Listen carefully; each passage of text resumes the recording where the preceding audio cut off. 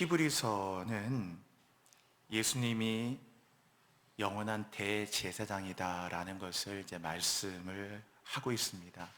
구약의 레위기를 마치 옮겨온 듯 착각이 될 만큼 레위기를 그대로 옮겨온 것처럼 바로 구약의 그림자를 신약의 실체로서 풀어주는 거예요. 그래서 여러분이 히브리서 읽어보면은 모형, 그림자라는 단어가 나와요. 모형이었다. 성막도 모형이었고 그것은 그림자였다. 그러나 손으로 짓지 아니한 진정한 하나님의 성전이 있다라고 얘기하면서 이게 구약의 어떤 모형과 그림자가 신약에서 실체가 된다는 것, 오신 메시아가 됐다라는 것을 그대로 보여주는 것이고, 죄는 피 흘림이 없이는 사하지 못하잖아요. 죄는 피 없이 안 되거든요. 그래서 구약에서는 양과 염소와 송아지의 필요했지만 신약에서는 더 이상 양과 소와 염소가 아니라 메시아가 오셨기 때문에 의로우신 피를 십자가에서 흘리심으로 유월절 어린 양이 되셔서 대속의 피를 흘려주셨기 때문에 더 이상 짐승의 피를 의지한 제사를 드릴 필요가 없어진 것이죠. 이제 죄 없는 하나님의 아들이 모든 인간의 죄, 세상 죄를 지고 가는 하나님의 어린 양이 되셔서 대속의 죽음으로 죄 없는 의로운 피를 흘려놓으셨기 때문에 그 피공로 의지하여 이제 죄인이 이 피 흘림으로 이제 용서받을 수 있는 영원한 속죄의 길을 열어놓으셨어요. 그래서 똑같은 제사를 과거에는 구약은 반복해서 양으로 드리니까 염소의 피로 드리니까 계속 같은 제사를 반복해서 드려야 되고 제사장은 매년 바뀌어야 되지만은 그러나 예수님은 영원한 대제사장이 되어 한 번의 영원한 once and for all 한 번이지만 더 이상 필요 없는 완전한 제사를 드리셔서 이제 그를 믿고 나아가는 모든 자에게 죄를 사하는 그 생명 히브리 10장의 새롭고 산 길을 휘장 가운데로 휘장을 찢어놨잖아요. 이제 그 휘장을 찢어놓아서 영원한 그 하나님의 생명으로 들어가는 길을 열어놓으셨다. 그래서 대제사장이신 예수를 믿어야 된다. 모든 제사장은 레위 지파거든요. 다 아론의 후손들은 레위 지파잖아요. 모두가 그래서 아론의 반차를 따라서 다 제사장이 되는데 놀랍게 예수님은 이제 육신의 혈통으로 레위 지파로 오신 게 아니고 유다 지파로 오셨거든요. 그래서 레위 지파의 제사로 죄가 해결이 안 되는 것을 유다 지파의 후손으로 오신 분이 해결하셨다. 그거예요. 그래서 요 그림자가 이제 히브리에서 보면은 멜기세덱이라 나와요.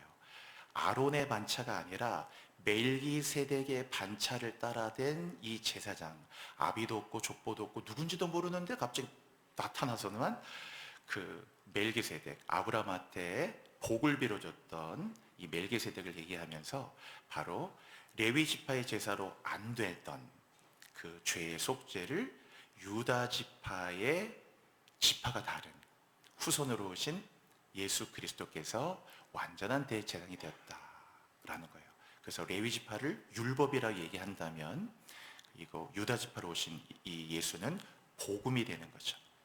그래서 이 율법의 완성이 되시는 예수님을 이제 소개하는 거예요. 히브리서가 이제 그러한 것들을 쭉 설명해 놨어요. 그래서 11장에 보면 우리가 믿음의 장이라 그래서 구약에 있는 많은 사람들의 이름을 거론하면서 이렇게 믿음으로 살아왔던 사람들이 얼마나 많은가를 예시로 보여주고, 그래도 메시아가 오지 않았어도 구약의 시대에도 메시아가 올 것을 바라보면서, 그 실체가 오지도 않았잖아요 아직. 그러나 실체가 올 것을, 메시아가 올 것을 바라보고 그 약속을 바라보면서 노아부터 시작해서 수많은 사람들이 믿음으로, 아브라함도 믿음으로, 이삭도 믿음으로, 야곱도 믿음으로, 히브리 11장을 해서 믿음으로 계속하면서 이렇게 믿음으로 살아왔던 사람들을 쭉 열거하고 나중에는 이제 이 사람들을 다 열거하려면은 셀 수가 없다. 너무 많아서. 시간이 부족하리로다. 이제 11절 얘기하고 이제 12장으로 넘어가는 겁니다. 오늘 우리 12장 읽었잖아요. 그래서 이 12장은 13장은 히브리서 전체의 결론이라고 얘기할 수 있어요.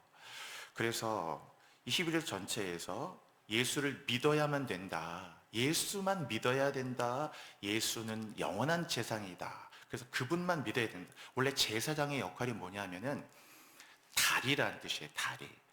히브리어로는 이게 코헨이라고 하고 헬라어로는 폰티펙스라고 하는데, 제사장이 뭐냐? 제사장은 죄인과 하나님을 연결해주는 다리가 되는 거예요. 제사장은 연결. 선지자는 반대야. 제사장은 죄인이 하나님께 가는 길을 열어주는 일종의 다리가 되는 것이고, 나 저기 어떻게 가지? 다리가 있으면 건너가잖아요. 제사장은 다리의 역할을 해주는 거고, 선지자는 다리가 아니라 거꾸로 하나님께로부터 인간에게 어떤 메시지를 전달해주는 역할을 해요. 그러니까 선지자는 하나님께로부터 인간에게 언약을 선포하고 메시지를 선포하고, 제사장은 죄인이 인간에게 가는 길을 열어주는 거예요. 그러니까 역할이 정반대라는 걸 알 수 있어요. 예수님은 우리의 영원한 대제사장이다라는 말은 예수님이 언제나 하나님께 갈 수 있는 유일한 길, 길이요 진리요 생명이니 나로 말미암 전부는 아버지께로 올 자가 없죠. 그거를 11장까지 설명해 놓은 거예요. 그래서 이제 12장 결론에서 이제 뭐라고 우리에게 도전하는가, 오늘 그게 본문의 내용이에요. 자, 1절 한번 볼게요. 1절 한번 읽어보겠습니다. 1절 여러분 같이 시작. 이러므로 우리에게 구름같이 둘러싼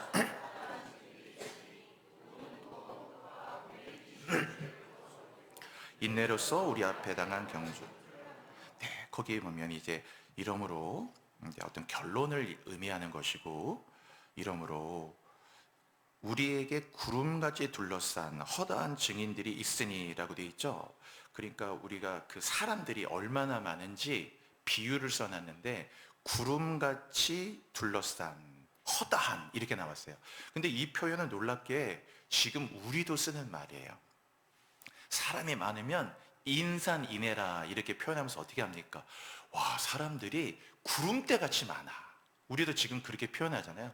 와, 구름대 같은 관중들, 구름대 같은 인파들이. 그래서 지금도 이 구름이란 말을 많은 사람이 모이는 것에 대한 비유로 쓰거든요.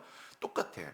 우리에게 구름같이라는 말은 저 구름이라기보다는 많다라는 걸 강조하는 표현이고, 구름같이 그것도 둘러쌌다라 했잖아요. 둘러싸니까 굉장히 겹겹이라는, 엄청나게 많다라는 거예요. 그러니까 많은 걸 강조하는 거예요. 구름 같다도 많다, 둘러싼 것도 많다, 겹겹이 둘러싸 있으니까.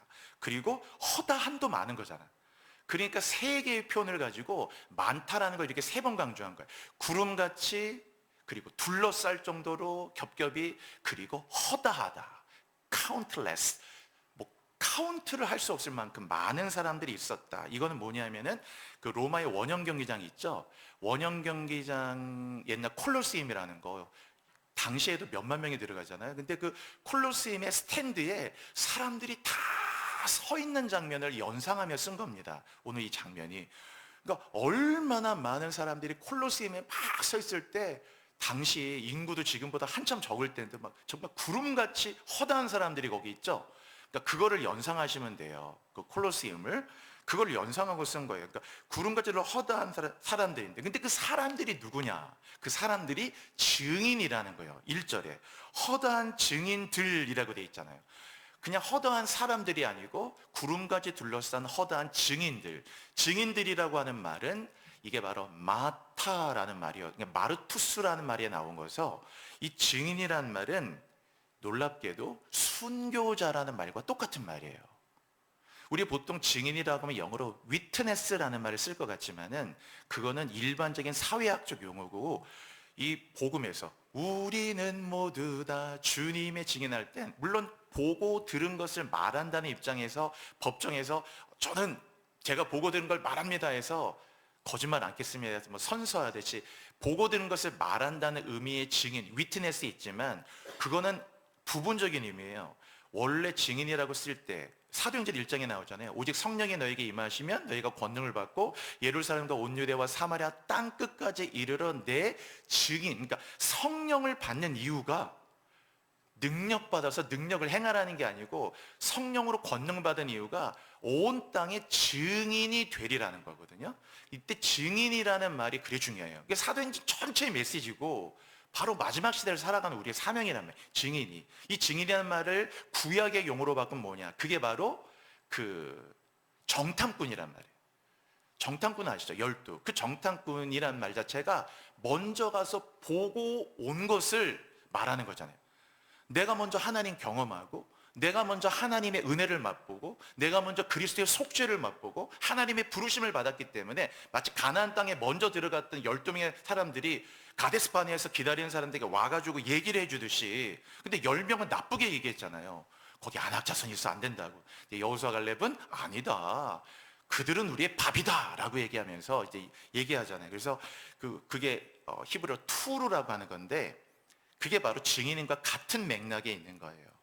그러니까 우리는 이 땅에 정탐꾼으로 사는 거란 이미 은혜를 먼저 맛본 자로서 은혜가 없는 자들에게 은혜를 정탐꾼처럼 은혜를 맛봐야 된다니까, 예수를 믿어야 된다니까, 하나님 나라를 바라봐야 된다니까 얘기해 주는 거예요. 이게 정탐꾼, 이게 증인이란 말이에요. 그래서 이 증인이란 말은, 그래서 이것이 우리가 그냥 보고 들은 것이 아니고 원 의미는 마르투스라는 거래요. 마르투스. 여기서 마타, 즉 순교자라는 것이 나온 거예요. 같은 말이다 그거예요. 증인 이꼬르 순교자다. 즉 목숨까지 내놓을 만큼 복음을 붙드는 자들이었다. 그러니까 여기 구름같이 둘러싼 허다한 사람들이 증인이었다. 그 말은 우리 주변에 뭐 예수 믿는 사람 없는 것 같으나 마치 엘리야가 그랬잖아요. 엘리야가 꼭 나밖에 저항하는 사람이 없는 것 같아 라고 하는 것 같아도, 그러나 바알에게 무릎 꿇지 않은 7,000명이 있었어요. 마찬가지로 7,000명이 있다는 걸 몰랐는데, 우리가 이렇게 살다 보면 믿음으로 살 때 참 믿음으로 사는 게 굉장히 힘겨워. 직장에서 아무도 믿음 드러내지도 않는데 나 혼자 믿는다고 드러내는 게 뭔가 좀 그런 거고 쉽지 않고, 그렇기 때문에 오늘 이 말을 이제 히브리서의 마지막 결론에 한 거예요. 이렇게나 많은 증인들, 순교자들이나 순교적 그 믿음으로 죽음도 불사하고 기꺼이 복음을 위해 전하는 사람들이 이렇게 구름같이 둘러싸게 허다하게 하나님을 숨겨놓은 자들도 있었기 때문에, 많기 때문에 너가 가는 믿음의 길에 대해서 위축되지 말고 격려를 받으라는 거예요. 여러분, 격려 드리고 싶습니다. 2026년 믿음으로 사는 게 진짜 힘든 시간들이에요. 시즌이고 시대예요. 예수를 믿는 믿음을 가지고 여러분 절대로 혼자가 아니에요. 격려를 받으시기를 바랍니다. 우리에게 구름같이 둘러싼 허다한 이 마타들, 증인들이 있었다는 거예요. 그들이 왜 그랬을까요? 복음이 귀하니까. 기꺼이 그렇게 걸어갔던 사람들이 있었기 때문에 믿음을 지키고 걷는 길에 대해서 격려를 받으라 라는 말이에요. 그리고 이제 그렇게 앞에 써놓고 허다한 증인들이 있으니 그 다음 보세요. 모든 무거운 것과 얽매이기 쉬운 죄를 벗어버리고, 이렇게 돼 있죠. 거기에 모든 무거운 것이란 말은 뭐냐면은 원래는 부피가 큰 걸리적거리는 것이란 말이거든요. 부피가 크면서 걸리적거리는 거예요. 여러분, 만약에 운동선수가 여기다 뭐 겨울에 외투 같은 거를 이렇게 걸친 다음에 달리기를 한다고 생각해 보세요. 이게 얼마나 그게 걸리적거릴까요?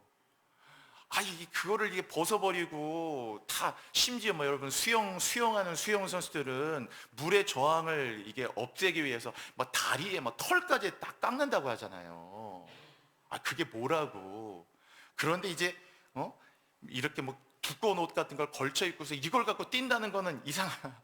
그러니까 이때 무거운 것이라는 건 뭔가 부피가 크면서 굉장히 걸리적거리는 것인데, 여러분 성경에 무거운 것이라고 하는 거에 아마 각주가 1번 이렇게 붙어 있을 거예요. 잘 보시면.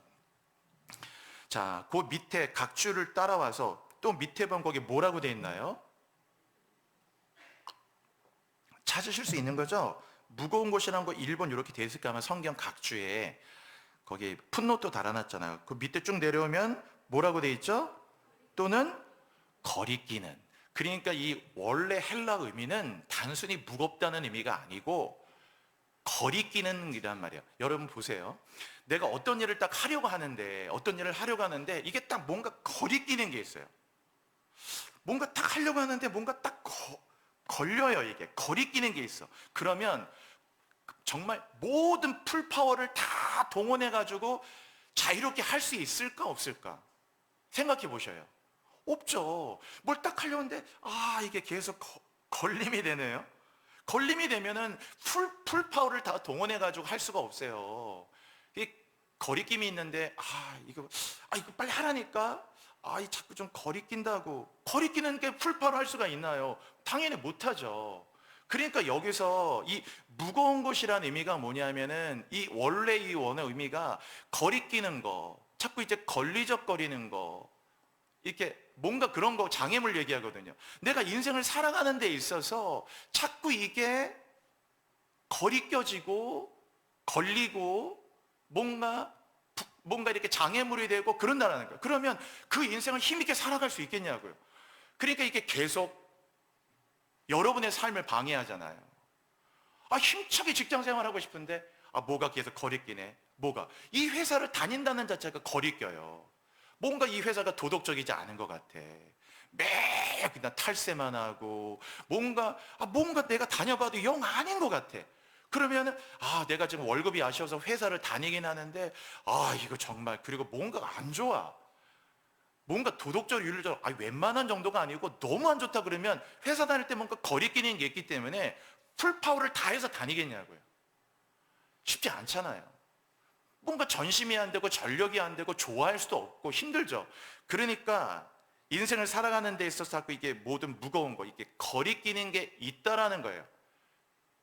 너의 인생에 걸림이 되고 방해가 되고 회방이 되고 그게 인생을 파괴하고 무겁게 하고 뭔가 이렇게 걸리적거리는 게 있다라는 거예요. 그런데 이게 거기 뭐가 그게 걸리는 거냐면은 그게 거기 성경에서 모든 무거운 것이라고 했으니까 그게 따로따로 있는 것 같지만 그게 아니고 그게 형용사, 그러니까 그 앞에 모든 무거운 죄에 걸리는 거야. 그게 모든 무거운 것과 하니까 이게 따로 있는 거지만 모든 무거운 죄와 얽매이기 쉬운 죄, 이게 다 거기에 걸리는 거란 말이에요. 그러니까 결국 뭐냐면 죄가 회사도 어렵고 몸도 아프고 자식도 참 아이들이 뜻대로 잘 안 커지니까 너무 힘들고 뭔가 우리에겐 힘든 많은 돈도 없고 여러 가지 힘든 요소들이 많잖아요. 그런 것들이 너의 인생에 실제로 걸림이 되고 회방이 되고 파괴자가 되고 대적자가 되는 게 아니고 이 히브리서를 결론을 맺으면서 결국 우리 인생에 이 거리껴지고 걸림이 되고 방해가 되고 그것 때문에 너의 전신 풀파워를 못 내고 뭔가 늘 꺼림직하게 살아가고 삶을 어렵게 파괴하는 게 결국은 그게 뭐냐? 그게 바로 죄라고 얘기해 준다는 거예요. 이게 모든 무거운 것, 그게 모든 무거운 죄라는 말이고요. 그 다음에 얽매이기 쉬운 죄라고 돼 있잖아요, 거기. 그러니까 이게 죄라는 게 쉽다라는 거예요. 마음만 먹으면 죄를 지을 수 있는 건 너무나 널려 있어요. 그냥 손만 뻗으면 죄고 마음만 먹으면 죄고 죄를 결심할 필요도 없어요. 그냥 선을 행하려면 결심하고 해야 되는데 결심하고 해야 돼. 그것도 쉽지 않아요. 그러나 죄는 그냥 손만 뻗고 마음만 먹으면 거짓말 하루에 100번도 할 수 있고 뭐든지 죄는 너무나 접촉이 쉽고 접근이 쉽고 얽매이기 쉬운 죄이기 때문에 쉬워요. 뭐가? 죄에 접촉하고 죄에 접근하고 죄를 짓는 게 너무 쉽다. 쉬우면서 동시에 이 죄가 얽매이기 쉬운 죄라고 돼 있잖아요. 그러니까 쉬우면서 동시에 죄는 얽매인다. 영어로 intangle이란 말입니다. 이게 intangle이란 말은 뭐냐면 매이는 거예요, 거기. 그러니까 죄는 쉬우면서 동시에 일단 그 죄 자체가 매임을, 묶임을 갖고 온다라는 거예요. 내가 음란하다 하면 음란으로 끝나는 게 아니야. 그게 음란이 계속 그 사람의 누굽니까? 그 머리 자르는 사람이 그 머리칼 자르는 사람, 그 삼손이죠. 삼손도 들릴라, 뭐 그 블레셋의 여인을 사랑하니까 묶임이 되는 거예요, 그게. 그 다음부터 계속 자기도 모르게 또 들릴라 찾아가고, 들릴라 또 찾아가고, 들릴라 또 찾아가죠. 들릴라의 무릎을 베고 누우면서 결국 그러다가 결국 나시린의 비밀을 다 얘기하잖아요. 나시린의 비밀을 얘기했단 말은 그게 배교했단 말과 똑같은 말이에요, 그게. 신앙을 버렸다는 말. 그래서 머리칼이 잘리는 거 아닙니까? 언약의 관계가 끊어지는 거잖아요. 계속 묶인다라는 거예요. 그러니까 이게 오늘 여기 본문 잘 보셔야 되는데, 이 죄는 일단 뭐든 무겁다, 즉 거리껴요. 여러분이 살아갈 때 거리끼는 게 있으면 삶의 풀파워를 못 난다니까. 여러분 축복합니다. 삶을 살아갈 때 거치는 것이 없으시기를 바랍니다. 그래야 자유가 오는 거예요. 그렇잖아요, 여러분. 나 자유 얻었네, 너 자유 얻었네, 우리 자유 얻었네. 나 기뻐하겠네, 너 기뻐하겠네, 우리 기뻐하겠네. 주 말씀하시길 죄사슬 끊겼네, 우리 자유 얻었네. 할렐루야. 그쵸? 끊어지는 거예요. 그래서 거리끼고 얽매이고 접근이 쉬운 이 죄가 결국에 우리 인생의 문제라는 걸 얘기하면서 이 죄를 벗어버리라고 해야 되냐, 거기에. 이 죄의 속성을 얘기해놓고 벗어버려라, 아예 끊어버리라, 떨쳐버리라 하는 거예요. 우리 찬송가도 그런 거 있죠. 무섭고도 더러운 죄 모두 떨쳐버리고 주 예수 붙들라. 저는 이 찬양의 그게 후렴이 영광 영광 할렐루야 그 차이인데, 저는 이 찬양의 요 대목이 제일 가슴에 다가와요. 무섭고도 더러운 죄. 죄는 무섭고도 더러운 거거든요. 무섭고도 더러운 죄 모두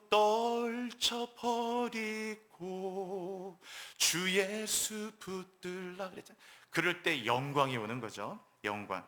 그래서 죄를 벗어버리고 그렇게 말씀했어요. 그러니까 결국 히브리 12장 1절에서는 너의 인생에 결국 걸림이 되고 방해가 되고 회방이 되고 파괴하고 걸리적거리고 너를 안 되게 하는 건 실패나 뭐 사업의 어려움이나 질병이나 어떤 사람들의 어떤 말의 상처, 이 환경에서 오는 살아가다 보니 겪게 된 그런 일들, something happen 되는 그런 일들이 아니고, 네 인생에 진짜 걸림이 되고 너의 인생을 이렇게 가로막는 것은 결국 모든 무거운 것과 얽매기 쉬운 죄라는 것을 알아야 된다라고 표현하고 있는 거예요. 죄가 문제다는 거. 그 죄를 벗어버려라. 그 1절 끝에 인내로서 우리 앞에 당한 경주를 하며, 여기에 중요한 것인데 여러분 입을 한번 해보셔요. 우리 앞에 당한 경주. 꼭 이 표현은 잊지 마세요. 다시 한번 할까요? 우리 앞에 당한 경주. 거기 보면 우리 앞에 당한이라고 되어 있잖아요. 그러니까 즉 우리가 살아갈 인생은, 이게 그런 말이에요. 우리가 앞으로 살아간다는 인생은 우리 앞에 당한, 우리가 앞으로 살아갈 길은, 우리가 앞으로 살아갈 인생은 뭐냐? 그 인생이 뭐냐? 경주라는 거예요. 여기서 경주는 여러분 항상 뭘 생각해야 되냐?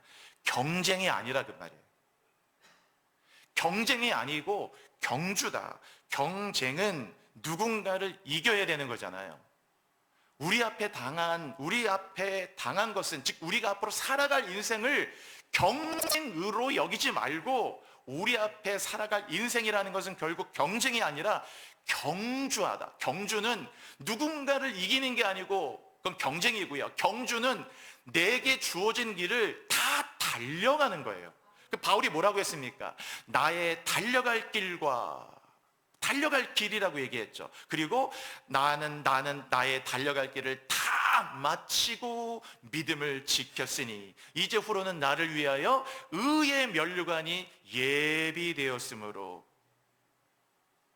의의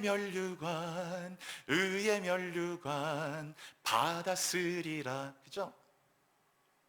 선한 싸움 다 싸우고 의의 면류관 예루살렘 성에서 면류관 바들이 저 요단강 건너, 찬송이 있잖아요. 그래서 경쟁이 아니고 경주하라는 거예요. 경주. 그러니까 우리는 옆 사람 신경 쓰지 말라. 우리가 살아갈 인생은 경쟁이 아니라 경주기 때문에 옆에 사람 항상 뭐 이런 거에 신경 쓰지 말고 앞서가냐 뒤처지냐 이게 아니고, 하나님이 우리에게 달려가라고 하신 이 길, 이 레이스를 잘, 우리의 레이스를, 부르심을, 표대를 바라보면서 우리가 가야 할 레이스를 다 달려가는 것이 중요하다. 그래서 늘 경쟁, 이 세상은 계속 경쟁만 부추기잖아요. 그렇잖아요. 만약에 여러분 우리 교회도 목회도 똑같이 경쟁하는 거라고 생각하면 어떻게? 야, 우리 교회는 뭐 100명이 모여. 너희 교회는 20명 모이니? 우리가 80명 더 모이네. 우리 교회는 청년들이 많은데 여기 청년들이 없어? 우리 교회는 뭐 교회학교 애들이 많아. 여기 교회학교 없네. 우리 교회는 이런 프로그램이 있네. 여기 프로그램이 없냐? 만약에 교회가 다 그래서 그렇게 되니까 뭐가 있고 더 큰 건물이 되고 더 막, 당연히 교회가 외적으로 성장한 건 너무 기쁜 일이고 축복이고 성도들이 많이 오고 또 많은 분들이 하는 게 얼마나 감사하냐. 그러나 교회가 경쟁은 다 하나님께서 세우신 교회들, 그 교회 부르심 따라서, 하나님의 부르심을 따라서 자신들의 사명을 달려가면 되는 거죠. 농촌에 세우든 어촌에 세우든 지방의 교회든 탄광청의 교회든 선교제 교회든 도시의 교회든 뭐 어떤 교회든지 복음과 하나님 나라 전파의 사명을 감당하면 되는 거잖아요. 뭐든지 우리는 이 경쟁, 무조건 그래서 경쟁, 남을 이기면 1등이 된다고 그랬죠. 그러나 나를 이기면 인류가 되는 거예요, 여러분. 경주라는 것 꼭 거기에 표현해 놓으세요. 그러니까 너무 이런 것에 여러분 시달리지 마시라. 우리는 하나님 앞에서 뭔가를 해내서 내가 누구인가를 입증해내는 게 아니야. 봐, 내가 부자가 된다고 했지. 봐, 내가 이렇게 사업에 성공한다고 했지. 봐, 내가 이번에 금메달 딴다고 했지. 뭔가 그거를 통해 우리는 입증해서 뭔가 통쾌함을 누리고, 남보다 내가 이렇게 앞섰다라는 것에 대해서 자꾸 이걸 자기를 입증하려고 하는, 그게 아니고, 우리 앞에 당한 인생은 입증하려고 사는 게 아니고 하나님 앞에 내가 어떤 사람이 되는가가 중요하다는 것이에요. 그거를 기억하라는 거예요. 그래서 우리 앞에 당한 경주, 즉 우리가 살아갈 인생은 경주다, 레이스다, 컴피티션이 아니고, 그걸 얘기하는 것이고, 그래서 2절, 믿음의 주요 또 온전하게 하시는 이인 예수를 바라보자. 그렇기 때문에 우리가 우리 앞에 이 인생의 경주를 달려가기 위해서 반드시 믿음이 중요하다고 말씀드렸죠. 11절.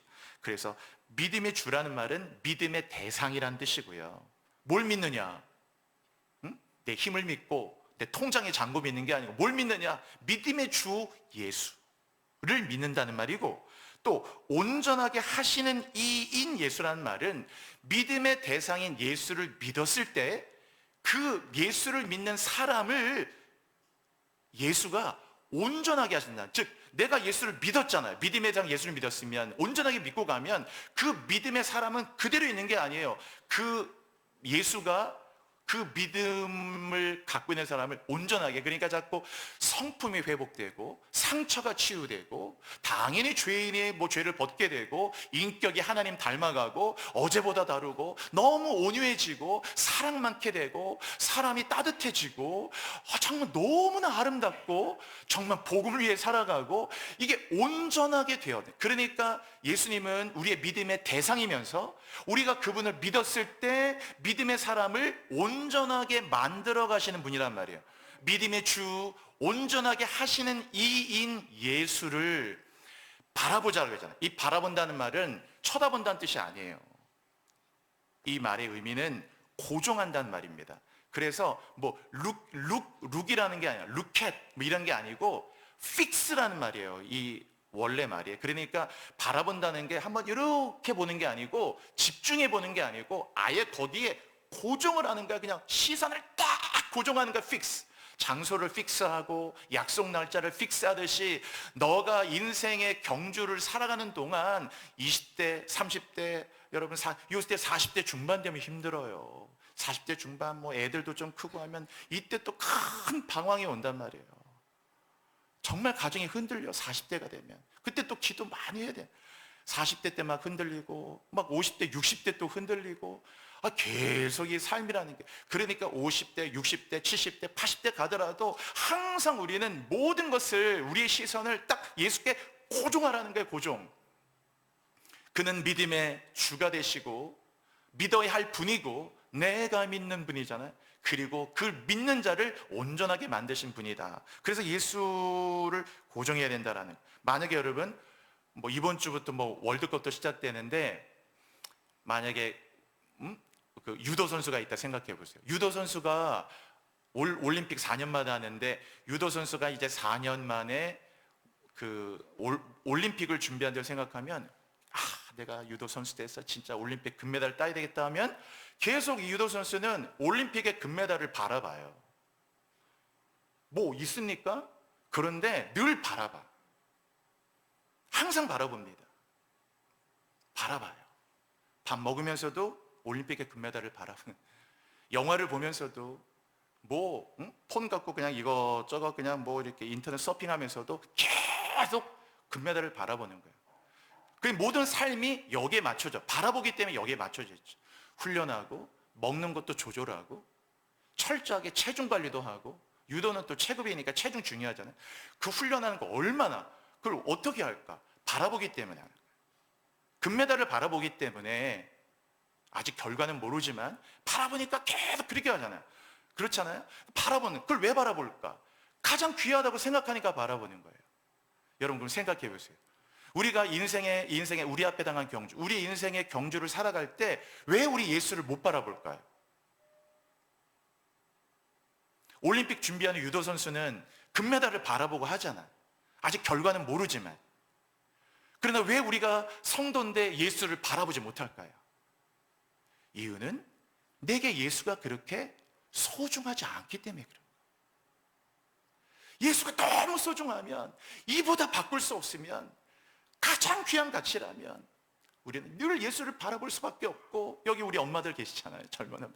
아이들에게 너 예수만 사랑해야 돼. 너 예수만 의지해야 돼. 알았지? 꼭 예수님께 기도해야 돼. 예수가 너희 믿음의 주야. 예수님만 믿어야 돼. 그리고 예수를 믿어야 돼. 예수를 사랑해야 돼. 예수를 닮아가야 돼. 그리고 나중에 예수를 전해야 된다. 알았지? 꼭 예수 전해야 돼.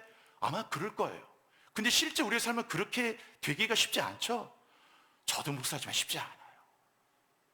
그러니까 예수를 바라본다는 게 뭐 마음에 그렇게 해야지 하는 게 아니고, 예수가 그렇게 내 인생의 최고의 가치가 되지 않으면 바라보기 힘들어요. 우리 인생에 우리 앞에 당한 경주, 나라는 삶의 삶을, 내가 달려갈 길을 완주하고, 그러니까 너무 옆에 사람들 평가 이거 신경 쓰지 마시고 우리 앞에 당한 경주를, 레이스를 잘 마치겠다고 달려가면서 끝까지 우리 예수를 가장 귀한 분으로 여겨야 여러분의 주님께 시선을 뺏기지 않고 주님만 바라보시면서 나아갈 수 있어요. 여러분 축복합니다. 예수를 바라보는 영혼들 되시기를 바랍니다. 바라봐야죠. 예수를 바라보고 예배드려야 돼. 예수를 바라보고 이 땅을 살고, 예수가 어디 저기 계셔서 바라본다는 뜻이 아니에요. 예수님이 내 안에 계시고 예수는 영이시고 다시 오실 주님이시면은 언제나 예수를 바라본다는 자체가 예수가 내 전부야. 바라봄의 전부.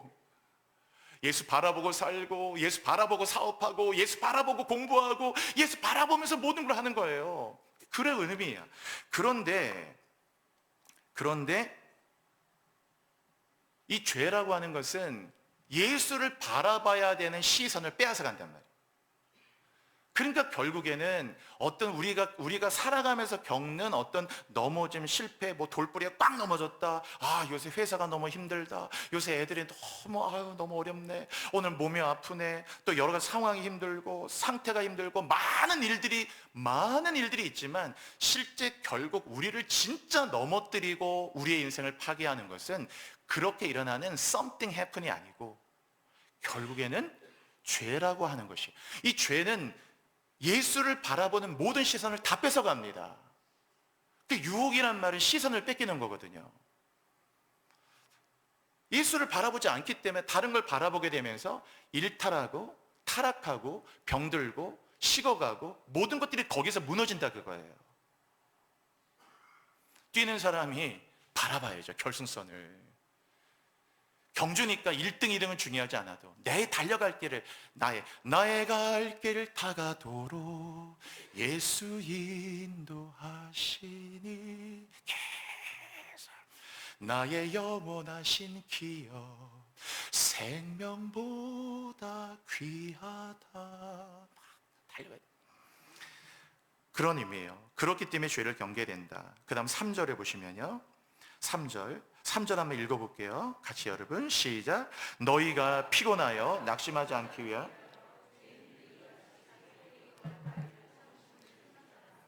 그 말은 너희가 피곤하여 낙심하지 않기 위하여란 말은 뭐냐면은 경주를 하다가 지금 그냥 이 땅바닥에 벌렁 두루노는 걸 상징하는 거예요. 그러니까 막 달려가다가 두루노서 너무 숨이 차. 그래서 숨이 차서 더 못 가겠다. 그리고 너무 지쳤어요. 더 못 가겠다. 그냥 여기서 포기할까? 이런 말인 거예요. 여기 너희가 피곤하여 낙심하지 않기 위하여라는 요 말의 원뜻이 지금 그 말이다. 우리 앞에 당한 경주를 달려가다가 너무 숨차서 안 되겠어. 가. 나는 여기서 못 가겠다. 이런 거예요. 여기다 그냥 포기하려는 거예요. 포기하려는 거. 우리를 얘기하면 너무 힘들어. 너무 어려워. 너무 슬픈 일을 당하면은 여러분들 그런 마음 생기잖아요. 그냥 여기서 모든 거 그만하고 싶다. 이런 생각이 쑥 와. 왜 이렇게 진짜 힘들까? 여기서 진짜 그만하고 싶다. 결혼 생활도 그만하고 싶고, 삶도 생각도 그만할까? 이런 말이 된다. 지금 3절이 그런 뜻이라. 해도 안 될 것 같고, 아무리 노력해도 안 되는 것 같고, 그런 거 있죠. 짐이 무거우냐 홀로 지고 가기에 너무 힘들다. 그냥 그렇게 포기하고 싶다라는 거예요. 그래서 원래 그 낙심이라는 말이 있죠. 3절 낙심이라는 그 헬라 원뜻이 뭐냐면 손에 힘이 다 빠졌다. 우리가 생각하는 낙심 이런 의미를 넘어서 이 원어의 의미가 손에 힘이 다 빠진 거예요. 그러니까 손에 힘이 다 빠져서 더 이상 뭘 붙들 수가 없어. 아무것도 붙들래야 그냥 스바냐인 것처럼 손을 이렇게 늘어뜨리든지 손에 힘이 빠져서 아무것도 붙들 수 없는 상태. 그런데 이 3절에 보면 우리 한글 성경에는 안 나오는데, 안 나오죠. 거기 그냥 너희가 피곤하여 낙심치 않기 위하여라고 돼 있잖아요. 우리 한글이 안 나오는데 이게 원래 헬라 성경 원어를 읽으면 여기에 안 나오는 단어가 있어요. 그 주어가 여기에 그냥 너희가라고 돼 있지만 원래 헬라어 주어는 너희가가 아니고 푸시케라는 말이 나와요. 그것은 혼이라는 말이에요. 혼. 영혼 욕할 때. 그래서 원래 3절에 너희의 푸시케가, 원래 마음이란 말은 카르디아인데 3절에는 푸시케란 말이 나와갖고 너의 안에 그 혼이 완전히, 그 혼이란 말은 내 속에 있는 자아, 이 모든 자아 자체가 생각, 감정, 마음 모든 것들이 그냥 툭 떨어져서 더 이상 아무것도 할 수 없는 상태가 됐다라는 거예요. 그럴 때 피곤하여 낙심치 않기 위하여 죄인들이 이같이 자기에게 거역한 일을 참으신 그게 누굽니까? 예수님이잖아요. 그럴 때도 여전히 예수님을 생각하라 라는 거예요. 인생의 길을 달려가다가 우리도 여전히 정말 그만하고 싶어. 여기서 더 못할 것 같아. 더 하라는 말이 너무 잔인하게 느껴져.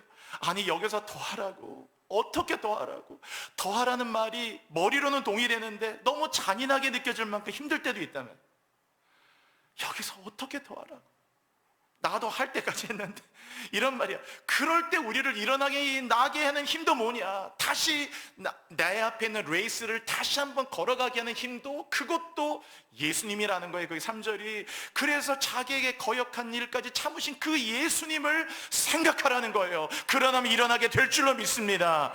예수를 바라봐야 되고, 예수를 바라보며 기도하고, 예수를 바라보며 사업하시고, 예수를 바라보며 아이들도 키우시고, 예수를 바라보며 우리 인생을 살아가는 거고, 그리고 이렇게 힘들고 손에 힘 빠지고 모든 것을 포기하고 싶어지는 순간에도 여전히 그 예수를 생각하라는 거예요. 생각하라. 예수밖에 없다란 말이에요. 그리고 마지막 4절 같이 읽을까요, 여러분? 4절입니다. 시작. 너희가 죄와 싸우되 그래서 말씀드린 대로 결국 인생의 길을, 우리 앞에 당한 인생을 결국 우리가 걸어갈 삶에 가장 큰 걸림이 되고 방해가 되고 뭔가 거리껴서 못 가게 하는 가장 큰 게 다른 게 아니라 죄다라는 걸 밝힌 거예요, 여러분. 죄다. 모든 무겁고도 얽매이신 죄가 늘 너희를 거리끼게 만들고 너희의 힘을 뺏고 자유를 뺏고 결국에 너희를 머뭇머뭇거리게 하는 거예요. 제가 인간과 AI의 가장 큰 차이점이 뭐라고 그랬나요, 여러분?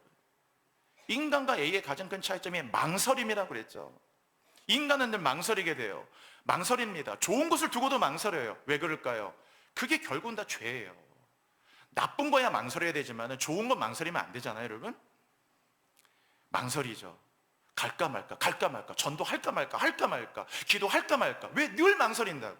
그 망설임의 밑바탕에는 언제나 죄가 끌려 있는 거예요. 자유가 없잖아요.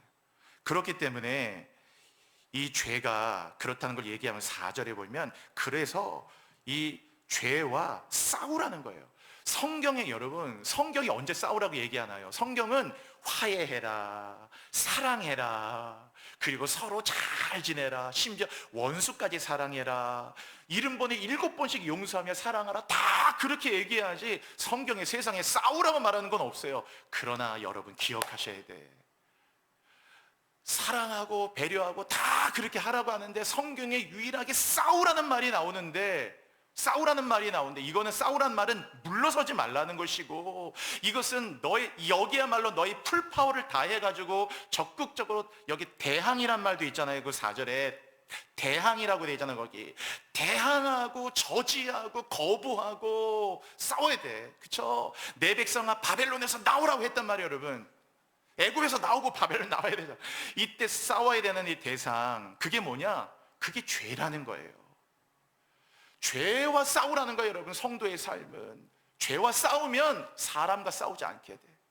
죄와 싸워야지 매일 그냥 와이프하고 싸우고 남편하고 싸우고 투닥투닥거리고. 정작 성도의 삶이라는 건 죄하고 싸워야 되는데, 이게 기분 나빠서, 내가 왜 자꾸 막 그러냐고요. 사람하고 싸우고, 운전하다도 차창 내려갖고 막 운전 똑바로 하고 사람하고 싸우고, 다 결국 사람하고 싸우고 환경과 싸우고, 이런 싸움이 아니고 성도의 삶은 죄와 싸워야 된다는 거예요. 죄와. 어디까지? 피 흘리기까지. 영어로 to the point of shedding your blood. 너의 to the point of shedding your blood, 너의 피를 흘리는 그 지점에까지. 피 흘리기까지란 말은 목숨을 걸고라. 모든 걸 다 바쳐서 물러서지 말고. 코피 터졌다고 물러나면 안 된다. UFC도 코피 터져 물러납니까? 얼굴이 피범벅이 돼도 UFC도 일반 스포츠 격투기도 안 그러는데, 죄와 싸울 때는 피 흘리기까지 대항하라는 것이에요. 왜? 죄가 가장 큰 걸림이니까. 여기서 이 죄와 싸우라는 말은 무슨 죄의식에 사로잡히고 죄책감에 사로잡히라는 의미가 아니에요. 그죠? 죄의식, 죄책감에 사로잡힌 말이 아니고, 죄와 싸우라는 말은 죄를 인식하고 죄를 방치하지 말고, 죄에 대해서 무감각하지 말고, 죄의 무서움을 깨닫고, 죄악이 얼마나 더러운가를 깨닫고, 그리고 죄를 방치하면 안 되는구나, 죄를 방임하지 말고, 죄가 별것 아니구나 생각하지 말고, 죄가 별것 아닌 게 아니고 죄가 가장 큰 어두움이고 두려움이라는 사실, 이게 우리의 파괴자예요 라는 걸 인식하고, 이 죄를 적극적으로 거절하고 거부하고, 이 죄와 더불어 싸워야 된다라는 것이에요. 제가 오늘 이 말씀 이제 읽으면서 정리하고 마칠게요. 여러분 보세요. 이 말은 뭐냐면, 회개하라, 천국에 가까웠냐 그랬죠. 예수님이 이 땅에 사역하실 때 첫 번째 일성이야, 이게. 예수님이 오늘부터 공생애 시작할 때 그 시작이 뭐냐 하면, 첫 번째가 사랑하라가 아니에요, 여러분. 예수님의 첫 마디가 뭐냐 하면, 예수님 같으면 사랑합니다 이렇게 될 것 같은데 아니라는 거예요. 첫 번째 일성이 회개하라. 하나님 나라가 가까이 왔다 라는 게 첫 번째예요. 그럼 회개하라는 게 의미가 뭡니까? 회개하라는 의미 자체의 의미가 뭐예요? 죄를 전제하는 거예요. 즉 죄와 싸운다는 의미가 뭡니까? 죄와 싸우는 건 죄 갖다 놓고 죄하고 격투기 하라는 게 아니고, 죄와 싸운다는 의미는 회개한다는 의미예요. 회개가 죄와 싸우는 거예요. 그래서 끝까지 회개해야 돼. 언제까지? 끝까지 죄를 회개해야 여러분 죄에서 나오지, 죄하고 둘이 멱살 잡고 싸운다는 의미가 아니에요. 죄와 싸우는 건 아니라는, 즉 죄와 싸우는 것 자체가 회개하는 거예요. 여러분 회개의 영이 충만하게 열리시기를 바랍니다. 회개할 때 회개의 다른 이름이 뭔지 아세요? 회개의 다른 이름이 회복이에요.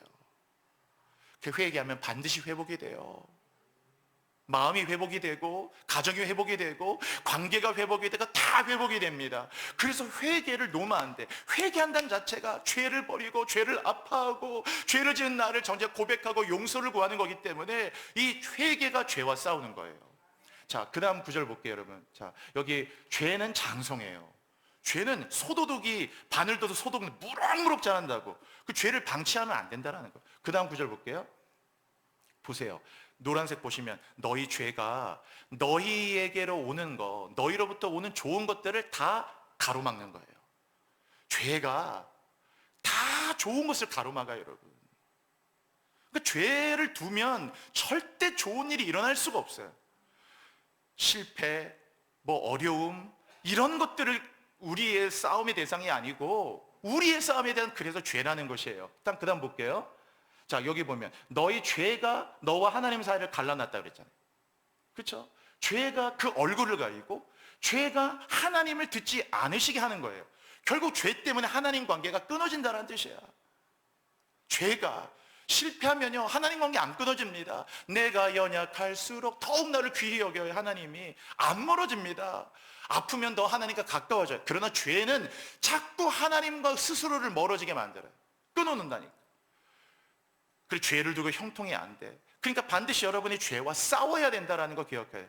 싸운다는 건 뭐라고 했죠? 지금 회개해야 한다는 거예요. 그게, 그러니까 얼마나 깊은 회개가 있느냐가 그 사람이 죄와 싸우는 거예요. 저렇게 회개가 없으니 죄와 안 싸우는 거죠. 그냥 죄와 같이 자, 죄 같이 자자, 죄 같이 먹고, 죄를 마시고 형통할 수 있겠습니까? 죄만 생각하면 파다닥 놀라가지고 가라고 난 너가 같이 있기 싫다고 죄를 물리치고, 그러니까 그래서 죄가 그런 거예요. 그 다음 보세요. 그 다음 성경에 보시면 대적들이 머리가 되죠. 그의 원수들이 형통하죠. 대적이 머리가 되고 원수가 형통하네요. 이유가 뭐예요? 그의 죄가 많음으로. 죄가 있으면 오히려 대적들이 머리가 되고 원수가 형통하게 되는 거예요. 인생이 풀리겠습니까, 여러분? 풀릴 수가 없다니까. 그를 곤고하게 하셨다. 그 죄가 있으면 공고해. 기쁨이 없다니까, 여러분. 오늘 이제 말씀 마치겠습니다. 여러분, 그래서 죄와 싸우는 의미는요, 회개하는 거예요. 그리고 죄와 싸울 때 우리는 뭘 느낍니까? 죄와 내가 싸워 이기지 못한다는 걸 알아요. 내가 못 이깁니다, 죄를. 그러니까 어떻게 됩니까? 죄와 싸워본 사람은 뭘 느끼느냐? 내가 죄를 이길 수 없기 때문에 죄를 이기는 능력이 주님에게만 있다는 걸 알게 돼요. 주님의 보혈, 주의 보혈 능력이 있도다. 주의 피 믿으오.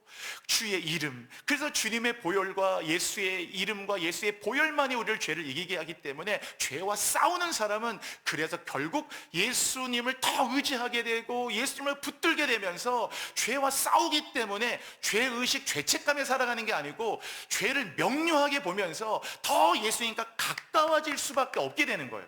그래서 늘 영적으로 깨어있게 되고 충만하게 되는 거예요, 여러분. 자, 그래서 마지막에 제가 이런 구절 하나 써놨어요. 소방관을 우리가 영어로 firefighter라고 해. 그죠? 소방관. 우리 교회도 우리 윤세규 집사님이 소방관이시잖아. 소방관, firefighter예요. 불과 싸우는 분들. 그런데 성도는 누구냐? 죄와 싸우는 거예요. 사람하고 싸우지 마시고. 죄와. 그래서 sin fighter. 여는 적어놓고요. 주님, 나의 삶이 sin fighter. 죄와 싸우는 건 뭐라고 그랬죠? 회개하는 거. 회개하기 때문에 그는 더 주님만을 의지하게 돼요. 그래서 죄와 싸우는 자는 절대로 주님과 멀어지지 않아요. 영적으로 잠들 수 없어요. 그래서 형통하게 되는 거예요, 여러분. 그래서 죄와 싸우라는 거예요. 피 흘리기까지. 우리 교회가 죄와 더불어 싸우는 교회가 되기 원합니다. 여러분의 인생에 죄와 더불어 싸우는 자가 되기 원합니다. 회개의 문이 열리시기를 바라요. 주님을 더 의지하기를 바랍니다. 이 시간에 기도할까요, 여러분?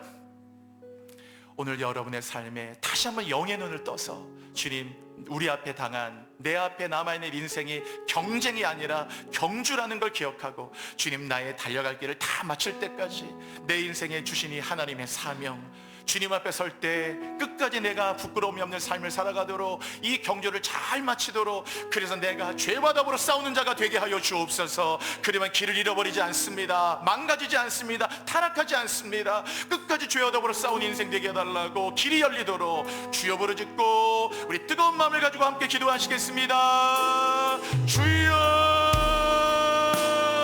주여, 주여. 할렐루야. 하나님 감사합니다. 오늘도 우리 가운데 함께 하신 하나님을 찬양합니다. 주님, 당신의 그 놀라운 역사를 찬양합니다. 완전하신 하나님, 오늘 그 하나님의 은혜 가운데 거하게 하시니 감사드립니다. 주님, 영광 가운데 오늘도 주님의 그 은혜를 갈망하며 오늘도 우리가 죄와 더불어 싸우는 자가 되게 하시고, 모든 무거운 것, 거리끼는 것, 걸리는 것, 하나님, 이 모든 것들을, 하나님, 이 세계 경제의 방해물들, 하나님, 이 장애물들, 이 모든 무거운 것과 얽매인 심지를 벗어버리고 우리 앞에 당한 경주를 경주하며 오직 하나님, 늘 낙심하지 않고 주님만을 바라보며 승리하는 우리 인생이 되도록 인도하여 주옵소서. 주님께 감사와 영광과 찬양을 드립니다. 아멘, 아멘. 이 교회 위에 하나님의 부흥을 우리 모든 성도들에게 은혜를 더하여 주십시오. 아멘.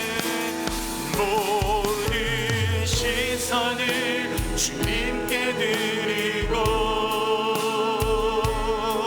살아계신 하나님을 느낄 때 내 삶은 주의 역사가 되고 하나님이 일하기 시작하네.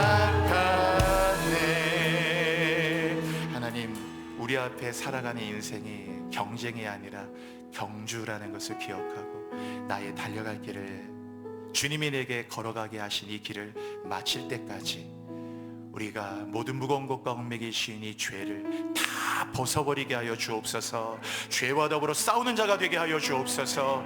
낙심치 말고 예수를 바라보고 그 예수를 바라보며 인생의 경주를 하나님 앞에 결국 복음으로 승리하는 멋지고 아름다운 모든 우리 인생들, 사랑하는 교우들 다 되게 하여 주옵소서. 예수님의 이름으로 기도드립니다. 아멘, 아멘. 네, 여러분 감사드립니다.